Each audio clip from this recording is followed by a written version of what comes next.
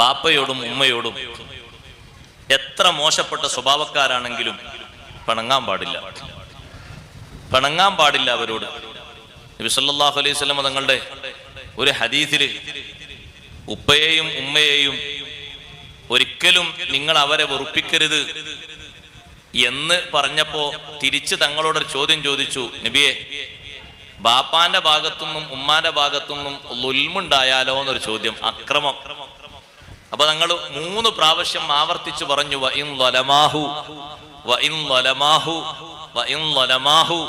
ബാപ്പയും ഉമ്മയും മകനെ ആക്രമിച്ചു, അന്യായമായി വല്ലതും പറഞ്ഞു ചെയ്തു എന്നാൽ പോലും ആക്രമിക്കാൻ പാടില്ല. അവരെ ബഹുമാനത്തിന്റെ സ്റ്റേജാണത്.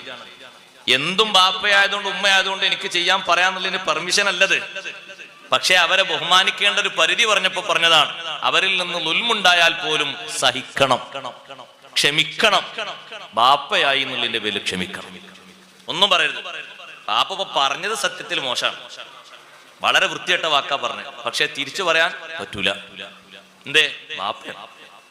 ഉമ്മ പറഞ്ഞത് സത്യത്തിൽ മോശപ്പെട്ട വാക്കാ ഉമ്മ പറഞ്ഞ്, തിരിച്ചതേ നാണയത്തിൽ ഇല്ല, അതിലും താഴെ ഇല്ല, നല്ലത് എന്തെങ്കിലും തിരിച്ചു പറയാം, അത്രേ പറ്റുള്ളൂ. അവരോടുള്ള സേവനത്തിന്റെ മാർഗത്തിൽ വിഷയമായി പറയുകയാണെങ്കിൽ അത് തന്നെ ധാരാളം ഉണ്ട്. നല്ല സേവനങ്ങൾ സൃഷ്ടിച്ചുകൊണ്ട് വലിയ പ്രതിഫലങ്ങൾ വാങ്ങണം. അല്ലാഹു തആല തൗഫീഖ് നൽകുമാറാകട്ടെ.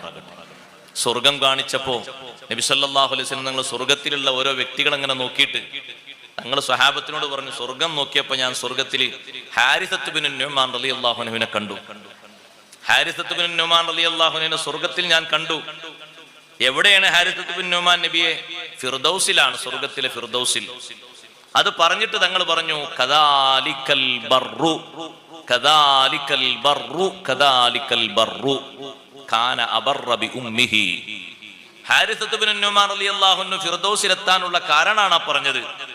ഉമ്മയോട് നല്ല ബന്ധമുള്ള, നല്ല ഗുണം ചെയ്ത മോനായിരുന്നു ആ സ്വഹാബി. ഷഹീദായതാണ്, പക്ഷേ ഷഹാദത്തൊന്നും അല്ല തങ്ങൾ കാരണം പറഞ്ഞു. ഷഹീദ് എത്ര ആൾക്കാരുണ്ട്? രക്തസാക്ഷിയാണ്. രക്തസാക്ഷിയായി നല്ല തങ്ങൾ കാരണം പറഞ്ഞത്. നിസ്കരിച്ചു എന്നുമല്ല, നിസ്കരിച്ചിട്ടുണ്ട്. നോമ്പ് നോറ്റു എന്നുമല്ല കാരണം പറഞ്ഞത്. കാരണം പറഞ്ഞത് എന്താ? കാന അബർറ ബി ഉമ്മിഹി, ഉമ്മാക്ക് വലിയ ഖിദ്മത്ത് ചെയ്ത് സേവനം ചെയ്ത മോനായിരുന്നു, അതുകൊണ്ടാണ് ഫിർദൗസിലെത്തിയത്. അത് സഹോദരങ്ങളെ, സഹോദരിമാരെ, നമ്മളൊക്കെ ഹൃത്തടത്തിൽ സൂക്ഷിച്ചുകൊണ്ട് നല്ല പെരുമാറ്റം കാഴ്ചവെച്ച് നല്ല ദുആ, നല്ല പെരുമാറ്റത്തിന്റെ മധുരമായി ബാപ്പയിൽ നിന്ന് ഉമ്മയിൽ നിന്ന് നേടിയെടുക്കണം. നമ്മളെ ജീവിതത്തിൽ നേടിയെടുക്കേണ്ട ഭാഗങ്ങൾ അതാണ്. ബാപ്പാന്റെ ഉമ്മാന്റെ ഖിദ്മത്തിന്റെ ഭാഗമായിട്ട് നല്ല ദുആ. പിന്നെ ആ ദുആനെ തിരുത്താൻ കഴിയില്ല. പിന്നെ ആരെന്ത് അസൂയ വെച്ചാലും ആരെന്ത് ഇടങ്ങൽ സൃഷ്ടിച്ചാലും ബാപ്പന്റെ ഉമ്മന്റെ അനുകൂല ദുആ ഉണ്ടോ, നമ്മൾ രക്ഷപ്പെടും. നമ്മളെ ജീവിതത്തിൽ നന്നാകാൻ തന്നെ ഒരു മാർഗം അതല്ലേ. തെറ്റുകുറ്റങ്ങളൊക്കെ പൊറുപ്പിക്കാനുള്ള ഏറ്റവും എളുപ്പമായ ഒരു വഴിയും അതാണ്. ഉമർ റളിയല്ലാഹുവിന്റെ അടുത്ത് വന്നിട്ട്, ഞാൻ ഒരുപാട് തെറ്റ് ചെയ്ത ആളാണ്, രക്ഷപ്പെടാൻ എന്താ വഴി എന്ന് ചോദിച്ചപ്പോ ചോദിച്ചു, ആ ഹയ്യുൻ വാലിദൈക്, ബാപ്പി ഇമ്മി ഹയാത്തിലുണ്ടോന്ന് ചോദിച്ചു. വലിയ വലിയ തെറ്റ് ചെയ്ത തെറ്റുകാരനോട് ഉമർ റളിയല്ലാഹുവിന്റെ തിരിച്ചുള്ള ചോദ്യം, ബാപ്പി ഇമ്മി ഹയാത്തിലുണ്ടോ? ഉണ്ട്. എന്താ അങ്ങനെ ചോദിച്ചത്? ബാപ്പി ഇമ്മി ഹയാത്തിലുണ്ടെങ്കിൽ പാപം പൊറുപ്പിക്കാൻ എളുപ്പമാണല്ലോ. നോക്കിങ്ങള്, ബാപ്പി ഇമ്മി ഹയാത്തിലുണ്ടോ, നിങ്ങൾ ഈ ചെയ്ത ദോഷങ്ങൾ മുഴുവനും അള്ളാഹു നിങ്ങൾക്ക് മാപ്പ് തരും. ആത്മാർത്ഥമായവരെ ഖിദ്മത്തിൽ മുഴുകുക, അവരെ ഒരു ദുആ മതി നിങ്ങളെ പാപങ്ങളൊക്കെ ഒലിച്ചു പോകാൻ.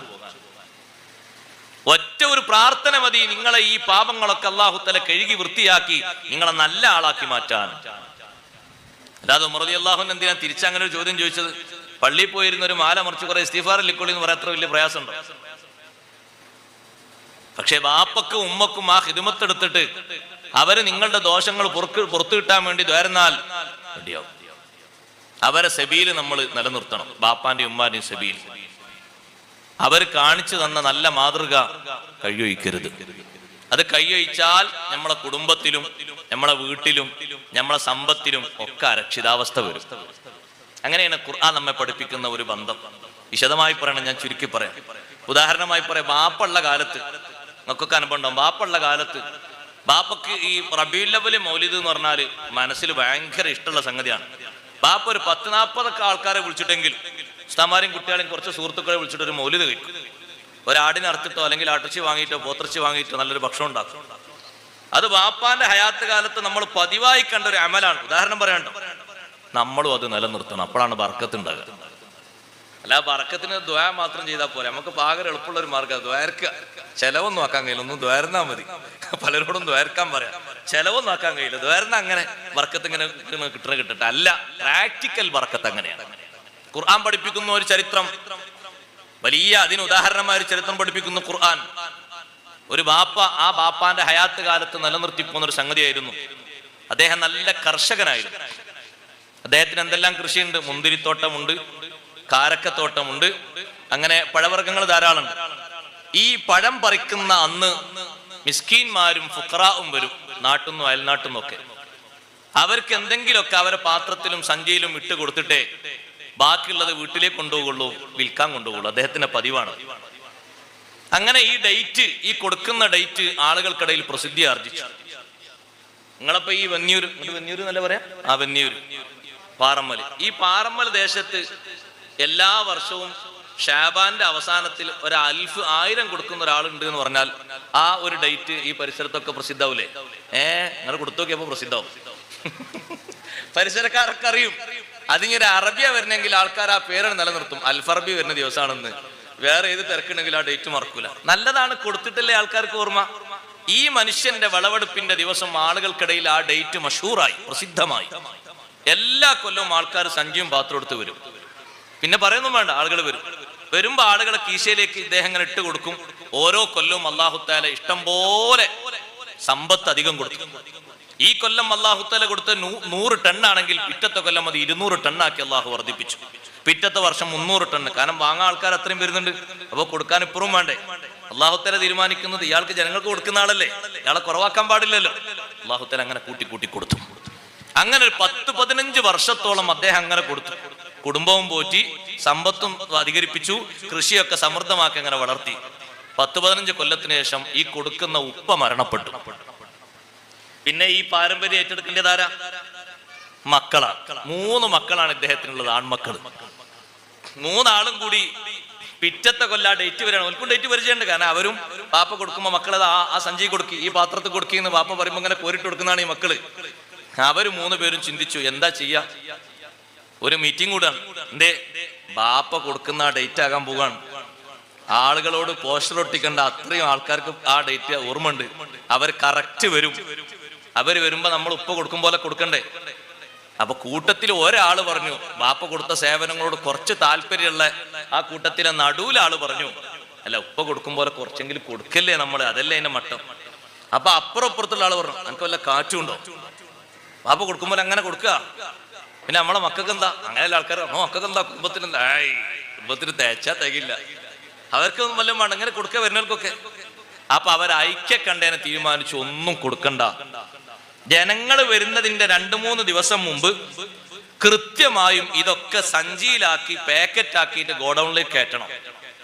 ആളുകൾ വരുമ്പോ, ഓ വിളവെടുപ്പ് നടന്നല്ലോ, ഇനിയിപ്പോ നമ്മൾ വന്നത് വെറുതെ ആയി പോയല്ലോ, ഒന്നുമില്ലല്ലോ, ഡേറ്റ് നമ്മളോട് തെറ്റിപ്പോയി എന്ന് ആൾക്കാർ തോന്നി തിരിച്ചു പോണം. ഇക്കൊല്ലം തിരിച്ചു പോയാ പിന്നെ അടുത്തൊല്ലം വരൂല. അങ്ങനെ ഐഡിയ. പടച്ച റബ്ബിനെ പോലും തിരുത്തുന്ന ഐഡിയ അല്ലേ? അങ്ങനെ 3 പേരും വിളവെടുപ്പ് നടക്കുന്നതിന്റെ 2 ദിവസം മുമ്പ് അവരെ തോട്ടത്തിലേക്ക് രാത്രി സമയത്ത്, പകലാകുമ്പോൾ ആൾക്കാർ കാണുമല്ലോ, രാത്രി വന്നിറങ്ങി.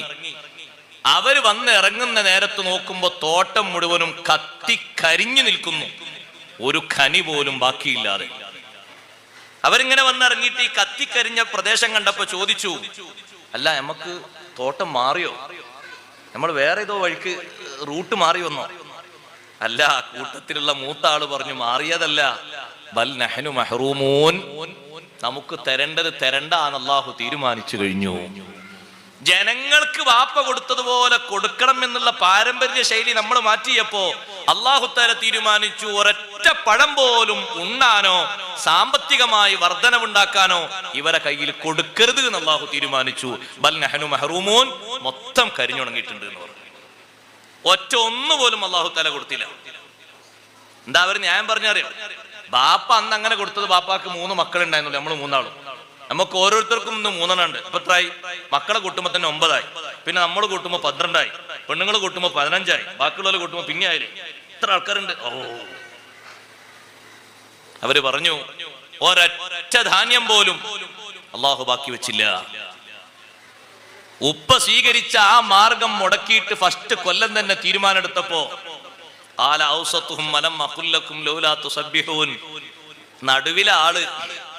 നടുവിലെ മോൻ പറഞ്ഞു, മൂത്താളല്ല താഴെയുള്ള ആളുമല്ല, ഞാൻ നിങ്ങളോട് പറഞ്ഞില്ലേ ബാപ്പ കൊടുത്തോലെ കുറിച്ചെങ്കിലും കൊടുക്കാന്ന് പറഞ്ഞില്ലേ, നിങ്ങളല്ലേ വേണ്ട വേണ്ടാന്ന് പറഞ്ഞത്. ഫാഖബല ബഅദുഹും അലാ ബഅദിൻ യതലാവമൂൻ, പരസ്പരം അങ്ങോട്ടും ഇങ്ങോട്ടും പഴി ചാരാൻ തുടങ്ങി. എന്റെ പണിയാണത് മൂത്താളോട്.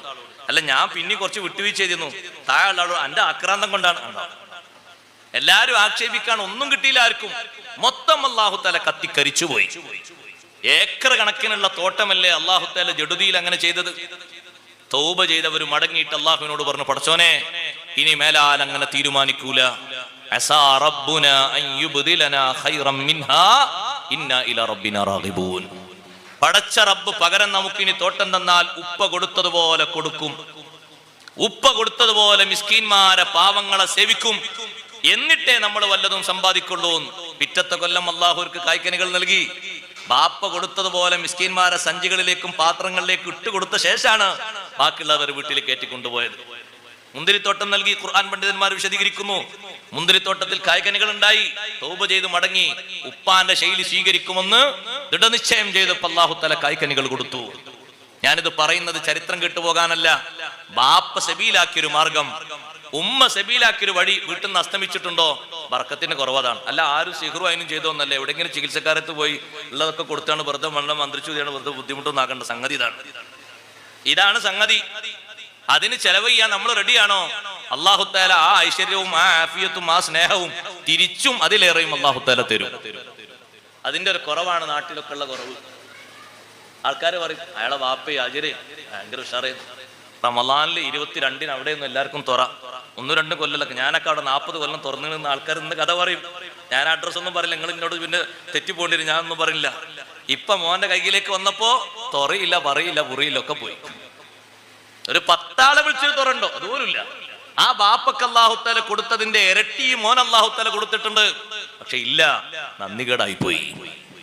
പക്ഷെ ഉണ്ടായിട്ട് എന്താ കാര്യം? ഇതുകൊണ്ടൊരു സുഖം കിട്ടുന്നില്ല. കാരണം മാസാമാസം കൊണ്ടുപോയിട്ട് അങ്ങനെ ചെലവഴിക്കാണ് 1.5 ലക്ഷം 2 ലക്ഷം ചെക്കപ്പിന്, ടെസ്റ്റിന്, മരുന്നിന്, ഗുളികക്ക്. ബാപ്പാന്റെ അടുത്ത് അങ്ങനെ ഒന്നും പോയില്ല. മൊത്തം ആഫിയത്തുള്ള കാലത്തും ജീവിതകാലത്തും മൊത്തം ഒരു ചെറിയ മരുന്നിനൊക്കെ ആയിട്ട് 1000 റുപ്യ പോയിട്ടുണ്ടാകും 10-20 കൊല്ലം ജീവിച്ചപ്പോ. ബാപ്പക്ക് ഇഷ്ടം പോലെ ആൾക്കാർ അൽഹംദുലില്ലാഹ് എന്ന് പറയാനും ദ്വാരക്കാരുണ്ടായിരുന്നു. അത് നമ്മക്ക് കമ്മിയാണ്. അപ്പൊ നമ്മക്ക് ഇഷ്ടം പോലെ ചെലവഴിക്കണ്ടേ, ആൾക്കാരും വേണ്ട, നമ്മളെ കൊണ്ട് ജീവിക്കാം. അതിനുള്ള വേറൊരു മാർഗ്ഗം ഒരുക്കി. അങ്ങനെയാണ് ഇഷ്ടം പോലെ അങ്ങനെ ചെലവഴിക്കേണ്ടി വരുന്നത്. അതാണ് അതിന്റെ ഏറ്റവും താത്വിക വശം. അത് നമ്മൾ ആ സബീല് നമ്മൾ മറക്കരുത്, വിട്ടുപോകരുത്. ഇഷ്ടം പോലെ അല്ലാഹു തആല തരാനുള്ള ഒരു മാർഗം ബാപ്പയുടെ ഉമ്മയുടെ സബീല് നിലനിർത്താനുള്ളതാണ്. അങ്ങനെയുണ്ട് സഹോദരങ്ങളെ, നമ്മളെ പരിചയക്കാരിൽ തന്നെ അങ്ങനെയുണ്ട്. റബീഉൽ അവ്വൽ 12-ന് ബാപ്പ ആണ്ടിലേക്ക് പള്ളിയിലേക്ക് ഒരു ആട് കൊടുത്തു എന്ന് പറഞ്ഞ് ആ ആട് കൊടുത്തത് ബാപ്പ 10 കൊല്ലം നിലനിർത്തി. ഇന്ന് മക്കളെല്ലാവരും ഓരോരുത്തരും ഓരോ ആട് കൊടുത്ത് നിലനിർത്തിയത് കൊണ്ട് 3 ആളെയും ബിസിനസ് ദുബൈയില് ഏറ്റവും നല്ല ഹൈ ബിസിനസ് ആയിട്ട് ഇപ്പോഴും മുന്നോട്ട് നീങ്ങിക്കൊണ്ടിരിക്കുന്നുണ്ട്. അല്ലാഹു ബർക്കത്ത് ഏറ്റി കൊടുക്കട്ടെ. കാരണം ആ ബാപ്പാന്റെ സബീൽ ആ മക്കൾ അങ്ങനെ തന്നെ നിലനിർത്തി. അവർ തീരുമാനിച്ചു, ബാപ്പ ഒറ്റക്കല്ലേ ഒരാട് കൊടുത്തത്, നമ്മൾ ഓരോരുത്തരും കൊടുക്കാൻ മാർഗം സ്വീകരിച്ചു. ആ മഹല്ലത്തില് റബീഉൽ അവ്വലിന് ഉച്ചക്ക് നാട്ടുകാർക്ക് മൊത്തം ഭക്ഷണം വിളമ്പുന്നത് പഴയ കാലത്ത് ഉപ്പയുടെ ആടിന്റെ ഇറച്ചി ഉണ്ടായിരുന്നു. ഇപ്പൊ മക്കളാണ് ആ സ്ഥാനത്ത് ആട്ടിറച്ചി കൊടുക്കുന്നത്. അവരെ ബിസിനസ്സിൽ അല്ലാഹു തആല വർധന കൊടുക്കുകയാണ്. കാരണം ഇവരെ കൊണ്ട് ജനങ്ങൾ ജീവിക്കല്ലേ. അപ്പൊ ആ മാർഗം നമ്മൾ വിട്ടുപോകരുത്. വബിൽ വാലിദൈനി ഇഹ്സാനൻ, മാതാപിതാക്കളോടുള്ള ബന്ധം അതങ്ങനെ നിലനിർത്തണം.